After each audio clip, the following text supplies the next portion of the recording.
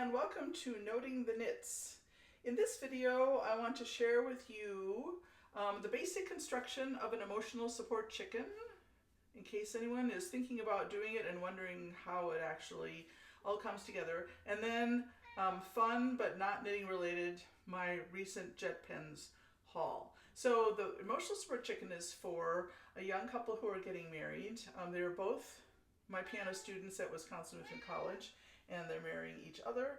And it happens that the bride likes chicken decor for the kitchen, which is all the excuse I needed to purchase the emotional support chicken pattern. It starts with the tail, and the tail is knit in two sections, this section and that section. And then you either sew or crochet the two tails together. I think I did it on the wrong side at first, so look carefully at the photos in the pattern, or the diagrams in the pattern, so you don't have to take things apart and do them over again. So then you pick up stitches here and knit more or less straightish until about here, when you do short row shaping to create this, and that's called the body. And then this is called the breast. This is called the breast. And you do more short row shape. This right here is the breast, where my thumbs are. More short row shaping. You can't say that easily. And then the neck and the head, and then the beak is in yellow. And see, when you fold it, it's like that. And here's some markers that are going to tell you important things. Then you have, I got some safety eyes, and you knit is this the wattle? The thing that hangs down here from a chicken, separately. And I don't know how long it took them to figure out how to do that. And then you knit this and sew it on, the comb. And then you would sew it to here. And then I think you sew the bottom, you knit the bottom separately, and you sew the bottom on, and then stuff it and sew it up. And that, it really didn't take very long to do. And I think it ends up being kind of cute. So that is the emotional support chicken. And in case anybody was, considering doing it and wondering basically the basic, how it was put together, how it was made. So that pattern is on Ravelry, no problem. Thank you for watching, and here's my JetPens haul. And now for the fun but not necessarily knitting related JetPens haul. Just because they said on their website and share on social media.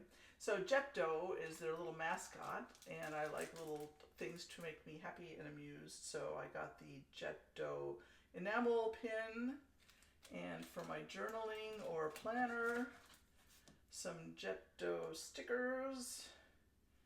And this is mostly for the planner. Also, Jetdo stickers. These were not expensive. I've already used the coffee one because I'm having coffee with the former students.